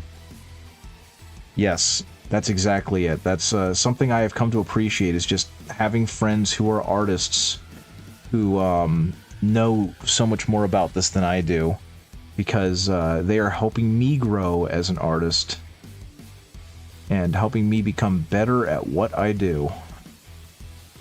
And I think that that's cool. Okay. And that's something I've actually relied heavily on my partner, my wife, with, because she is an artist. So I've been trying to kind of pick her brain, and that helped me grow a lot in my initial steps. So yeah, having artist friends, knowing people who are artists, I don't want this to be, oh, that is absolutely perfect. I was expecting that to be way too light, and I was wrong.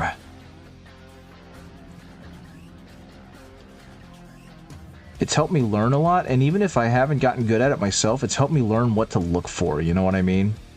I mean, of course you know what I mean, but you know what I mean. Is that because I'm now learning about these things, it means that I'm seeing them when I look at other people's art. And I'm going, oh yeah, they did a good job with XYZ.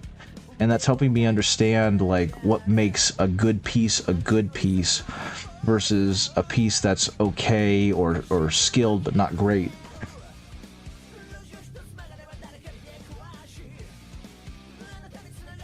Okay, let's go a little bit darker with that. This doesn't need to every brush stroke at a time. Well, exactly.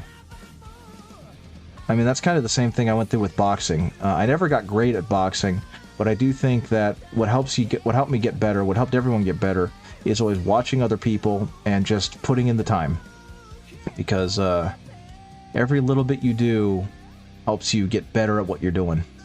Whether you feel that improvement or not, you are getting better. And I think that's important for people to understand.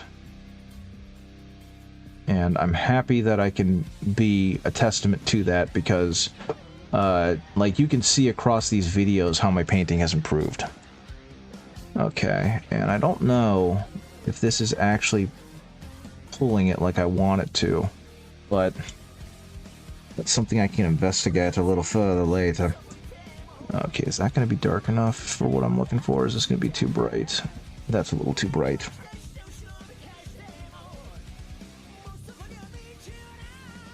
Okay.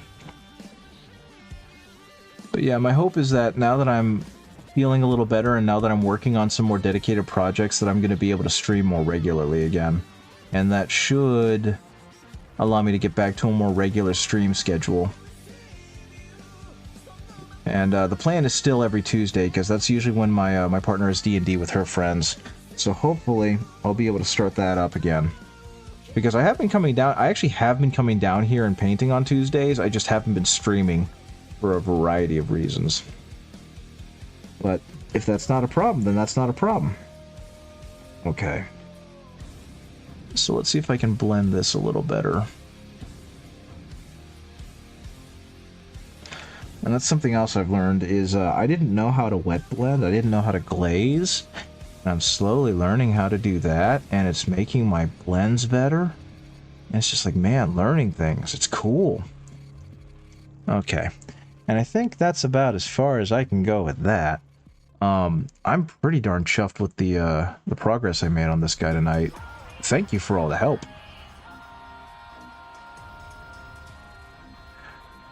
So one of the I've been watching someone on Blue Sky who's they were a fairly well-known, like, internet artists when I was in college, and they've since become like an actual member of the animation industry, including working on a revival of a show that I loved as a kid.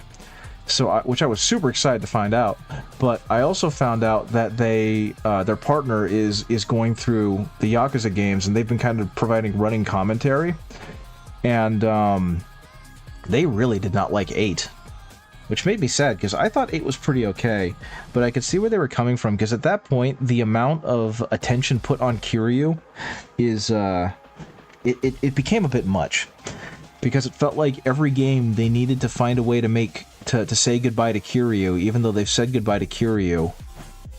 And so it just kept feeling like that. And I think, honestly, 8 was a good place to stop, and I'm glad that they kind of did there. I don't know if you sat in at all with Yakuza 8, because that was a long, involved game, and I know Onsta played through it, but it really felt like, you know, a final send-off for him. And it felt pretty darn good. Okay, so I'm pretty happy with this. I gotta do something to get further contrast on, like, the shoulders and whatnot, I feel. Actually, do I?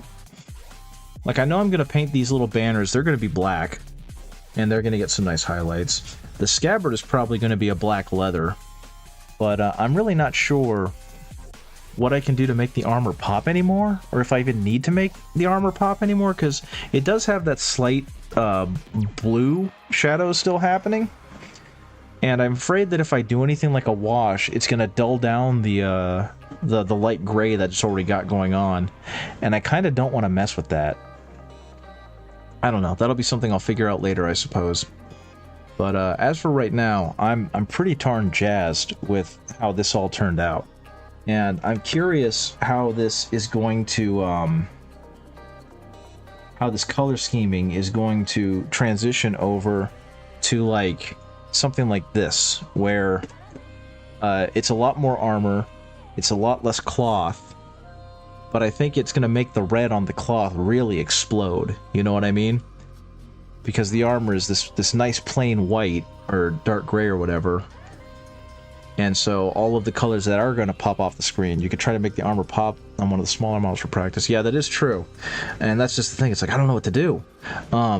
I don't want to go much brighter, because like I said, Kiryu's suit is that kind of cool pale gray, and I feel like I kind of hit that in the spots where I wanted to hit that, but at the same time, I don't know how to make the darker parts of the contrast go, you know? So I guess I'll figure that out. Oh, I also learned that super neat airbrushing technique for doing power swords, and I haven't done it on curved blades a whole lot, but it is definitely a thing.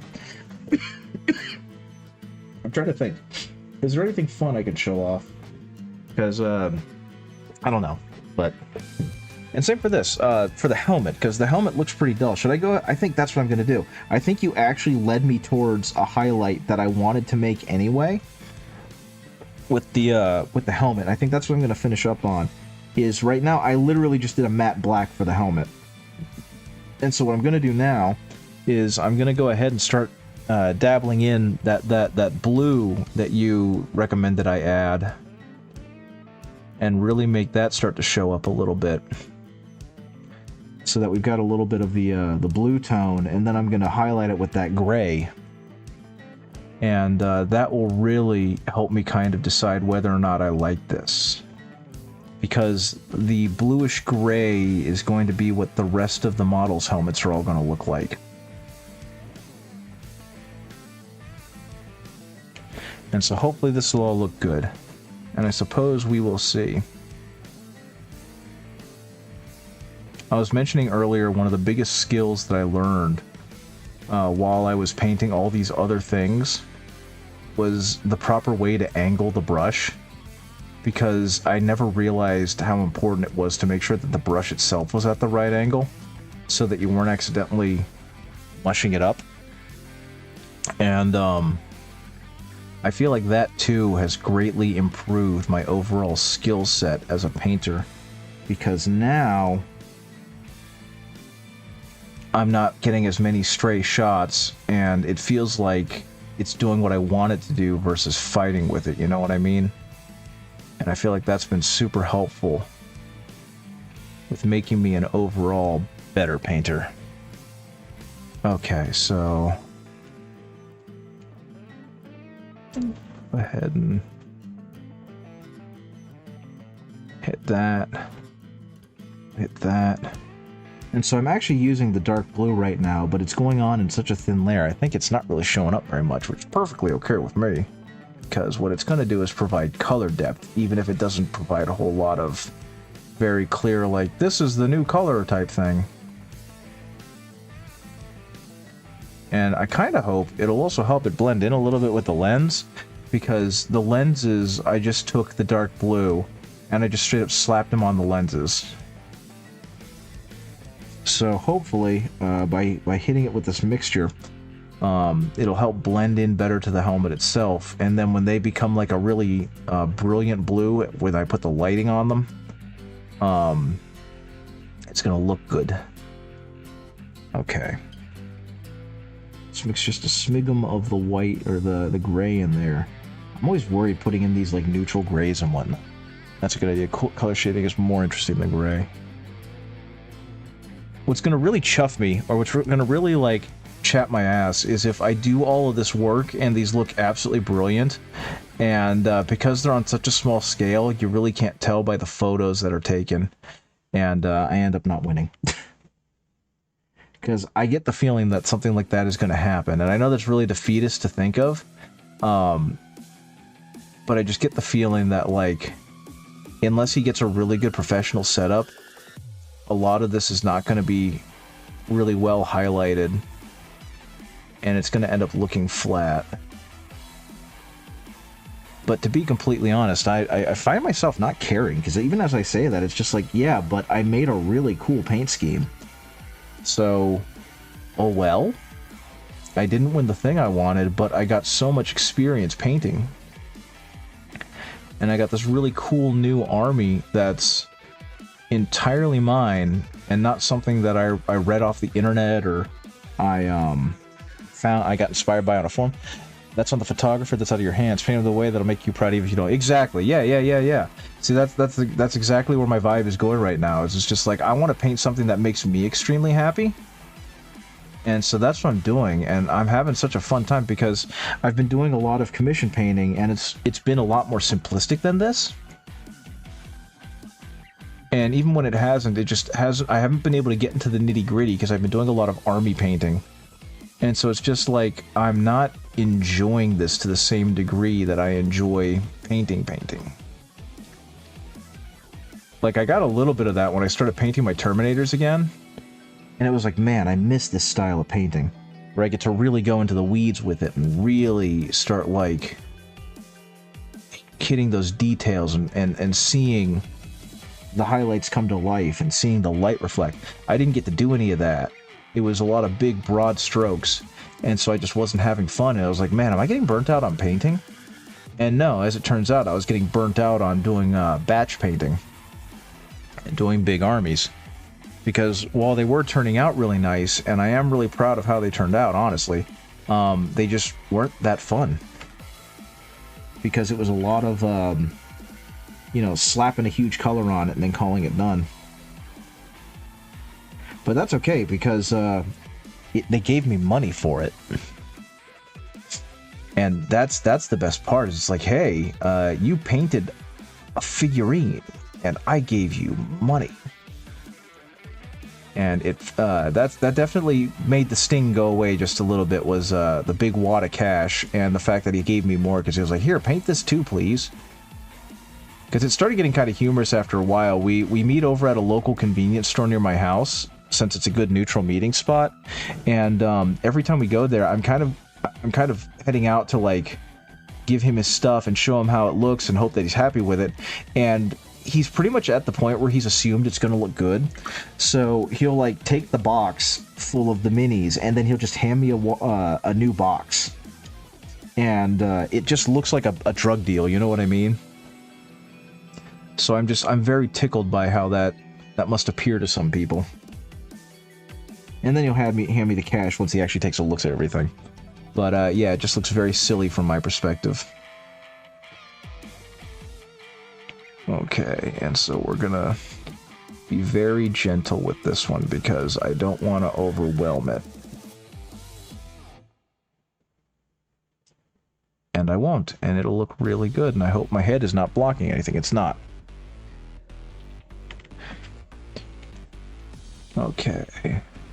Now, I'm not sure what to do with the raised decorations on these helmets. I don't know if I should keep them black or if I should make them go up another level to, like, a full gray.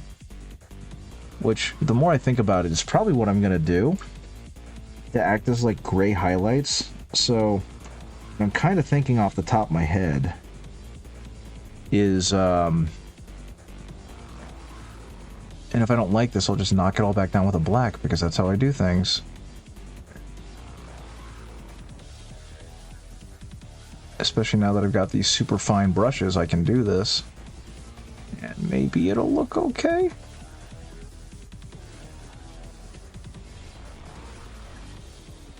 Or this might be too close in color and it might not look very good. I'm not exactly sure. But yeah, what I'm kind of thinking is that since I don't want to take this too far off of the black color that I'm starting with, is to go ahead and paint all of the raised sections with this cool gray that I have, and not go that high with the helmet. You know what I mean?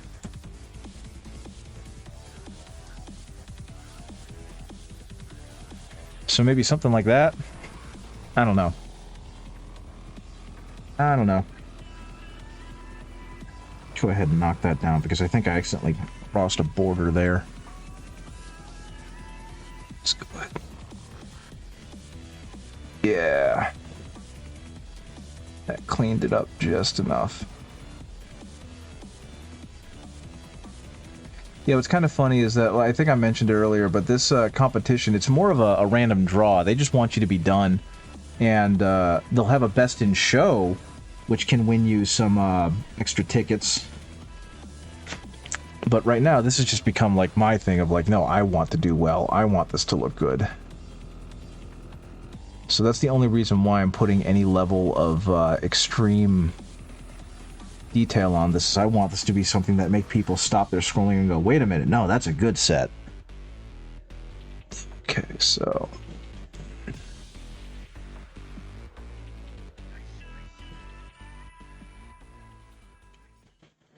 Okay, a little bit of that. A little bit of that.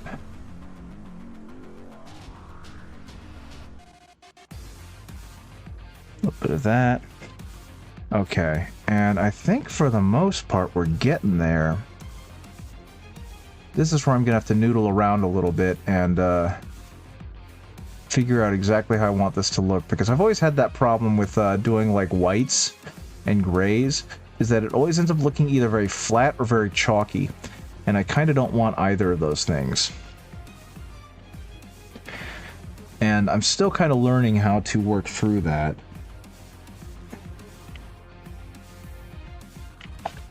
Okay, so I can't even see what that looks like on the camera. I don't even know if that looks any good. I suppose I will find out when I take my when I put my glasses back on and I take my end picture. Okay, let's get a little bit of that. Get a little bit of that. Put that in there. Okay, now that belt is a little more exaggerated with its lighting, so that's a bit better. Hey, Mr. Motorhead, it's been a long time, hasn't it? I'm not dead. That's been how I've been reintroducing myself, but yeah, I'm not dead. I'm still here. I'm alive. Unfortunately, I'm going to be leaving soon, again, but my hope is that now that I'm feeling a little better and things have kind of evened out, that I will be able to stream again on Tuesdays around this time, because I started streaming about 2 hours ago, and I try and stream until around this time, which for me is about 9:15, 9:30ish. And that way, I can get back into doing this, because I really miss streaming, and I really miss hanging out with you guys. And I've actually got a whole ton of stuff to stream. I've got a lot of things that I want to paint. I've got one project that I want to work on that I haven't even bought the minis or the STLs for. But I want to do that. I think what's going to happen is that the trim is all going to end up being black with this kind of off gray, because I'm honestly liking how this is looking. And I think for some of this, for like some of the highlights, that's where it's going to be gray. And what I can do is very, very delicately just give it a little bit of, oh yeah, that's the good stuff. Oh yeah, that's the stuff. That looks tasty. Just a little bit. Nothing too big. I did miss the co-working time, so I pulled up my painting setup right away while watching. I'm glad that I'm providing that for you, and I hope that it helps inspire you and motivate you into painting more awesome stuff, because even though I have obviously not been as active, I have always been really happy to see when you guys post in the Discord, because I love knowing that everyone else is painting and getting better and having fun and doing all of that. So I appreciate those who stuck around. I appreciate everyone who has watched me at any point in time. But if you stuck around and still kind of trolled around in the Discord and said hi and done all that fun stuff. Like, I know Shiny Mew Paints is still in there somewhere. They've been really good about kind of posting their neat little creations and their neat things that they've been doing. And I'm really jealous that they know how to do Blender, because I can't do Blender. But I'll learn Blender eventually. Okay, so what I'm doing right now is I'm just doing little rinky-dink highlights that'll hopefully really help sell that even though this is black, there is some shine to it. Okay. So that looks pretty okay.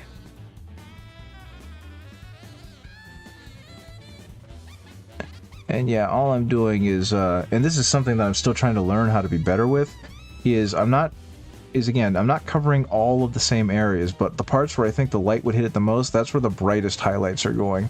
And that's going to help make it look a little bit more convincing. Okay, and actually that one might have been a little too thick, so I might have to pull back on that. Or I could double down. I'm going to double down. There we go. And now there's a little more personality and character to the helmet instead of just being black. And, or a straight monochrome black. And I think that that's pretty good right there. I'm eventually going to do the head fin, but that's not tonight. And I'm going to do something with the eyes. I think actually what I'm going to do right now is I'm going to tamp down the eyes a little bit to an even darker blue-gray, blue-black, because they're eventually going to get pulled back up to a very light color. But that'll be for a later time, and I have already ruined my paint job. That's what I get for being sloppy. Okay, so let's see. Did I? No, I didn't. Everything looks hunky-dory right there, so that's fine. Okay. Okay, let's go ahead and hit this one with that same degree of blue-black. And make the lenses even darker so that when I start hitting them with the highlight, they're going to be super brilliant. But right now, they're almost going to be black, and that's fine. Yep, that's going to have to be good. Okay. So, I've made a lot of progress. I think this looks pretty heckin' good. I'm going to stop for tonight, because it's 9:20, and I've been going at it for almost 2 hours. Depending, I know, my partner didn't end up having D&D tonight. They ended up canceling. So my hope is that, or not my hope, but I hope they get to play D&D. I hope they get to play D&D this week. And if they do, I'll probably be back down here to do another stream. So we might end up getting 2 streams this week. On that note, I'm going to be a little bit selfish here because I'm really proud of this guy. And you've seen him in the pictures, but I have not taken good pictures of him. But yes, this is my boy. This is my boy. I love how he turned out. I love how good he looked. Look at this boy. Oh my goodness. Oh, look at the cheese. Look at the yellow. Oh my goodness. I love the hammer. I don't know how the hammer turned out so good, but the hammer looks good. But yeah, I'm happy I was able to turn this ancient with the... Yeah, it ended up looking pretty comic book style, didn't it? I'm just really happy with how this dude turned out. He's not perfect, but I think he looks pretty darn heckin' good. And I've actually started painting my other Assault Terminators and whatnot in not quite a similar style, but, you know, something similar. Oh yeah, you guys haven't really gotten to see like the accoutrements and whatnot I found for him. So like this is the Terminator Sergeant, and like you can see he's got Imperial Fist things on his hips. He's got an Imperial Fist shoulder pad. He's got an Imperial Fist knee guard that I still need to finish painting. I was able to find all these super cool Imperial Fist bits and like decorate these guys with them. And I'm just absolutely beside myself with how good they ended up looking. So like here's another one. So like this guy, he's got an Imperial Fist. He's got a fist. And he's got like another shoulder, and he's got like another leg thingy, and he's got hip thingies. So these guys are like just absolutely dunked in Imperial Fist. And I think my favorite thing about them is that I did this completely on accident. I ended up painting them 2 different colors of yellow because I went too hard on the highlights, and you can see one's a little darker than the other, but it did even out a lot because I used a contrast paint over them, and that helped like neutralize the drastic difference in their colors. So now they look a lot more similar. And do I have the other dude? Give me a second. I got one more to show because I thought this was pretty cool. It hasn't sold yet because I probably got it up priced too high. But I tried to paint the Inquisitor as best I could to match like the heavy metal style, while also throwing in some non-metallic metals and whatnot. And I don't know. I'm not overly worried if he sells because he was free. But at some point, I am going to probably lower the price, so I'm gonna win money either way. But yeah, I'm really happy with how this one turned out. I think this guy helped me get better, because I really had to focus in on a lot of the things that I'd been practicing with. So I think he turned out pretty okay. I like this model. I'm kind of sad I'm going to have to sell him. Fun crap do I have that I can show you guys, because it's been a while since we've all seen each other. Oh, I got one. Speaking of 3D prints, I have this. I think she's like the coolest model as part of that new Red Corsairs group, and so I needed to have her, so I got a print of her, and I think she looks so freaking cool. I don't know. I'm starting to fall in love with like the humanoid duders. Oh, and I don't know if I did the Vespid kill team, but I did a Vespid kill team. Give me a second. One of them fell. I did a Vespid kill team, and I'm waiting for the guy to have the money to move so that he can give me an address. But this is another one that I went kind of wild with. So like, there's a whole lot of wow. That actually looks really good in this light. There's a whole lot of color happening because I followed Marco Frizzoni's tutorial on speed painting these guys, and so I actually started with like a green and worked my way up to the bright yellow highlights, and I think they turned out pretty good. So he's excited for him. He can't wait to get him. He's just waiting until he moves and has like a more stable household to give me an address so I can send him off. But I really like how these turned out. This is what got me back into painting again. After painting so many kind of detailed models and getting to paint a full squad in like super high detail with a lot of focus and attention, it was like, okay, I remember why I like this hobby again.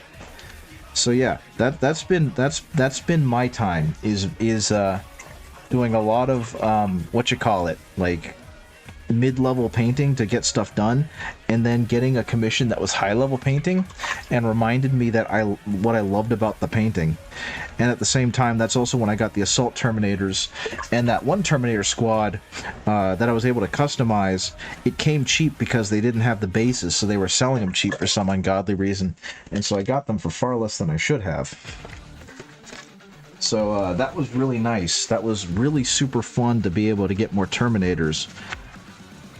Okay, so I'm cleaning up my station. I'm getting rid of.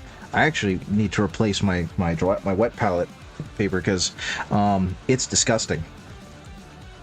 This thing has been used for months on end, and it probably looks diseased. So don't follow my example. Please switch out your wet palettes. Mine's disgusting. Unfortunately, I feel like that I'm going to give that guy that commission, and he's going to catch Nurgle's Rod or something. But yeah, so that's what I've been up to. Let's see if there's anyone we can raid. Let's see if there's anyone that we can like do a raid. Oh, hi Sindarius. That was an hour ago. Was there a raid notification? No. Okay. Let me see. What else? Who's out there right now? We got Rebecca Roney. Aria's playing. Okay.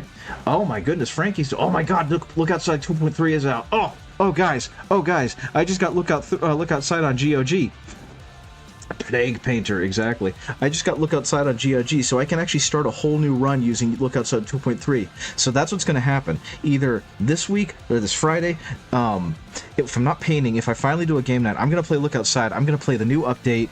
I think that you guys are going to love that game because it's scrungly. It is the right kind of scrungly, so that's what we're going to do. I'm going to do that. I'm very excited. I didn't realize that came out. But what I'm going to do right now is I think I'm going to raid Aria because it's been a while since I've seen her, and I want to say hi. So that's what we're going to do. We're going to /raid Aria. Wait, no, I can't. I can do this. Aria, I can do this. It's been so long since I've done this. Aria Silverfire. And I can spell Silverfire correctly. Maybe I can, maybe I can't. And of course we're leaving at like the time. Okay, so chat. Yes. Thank you for joining me, guys. I really appreciate it. I know it's been a while. I hope to make this a more regular thing, and I'm glad to see that everyone is doing well. It's been like a year, but I'm glad to see everyone's still here. Have a great one, and, bye-bye. It's been a while since I've done this. Bye-bye.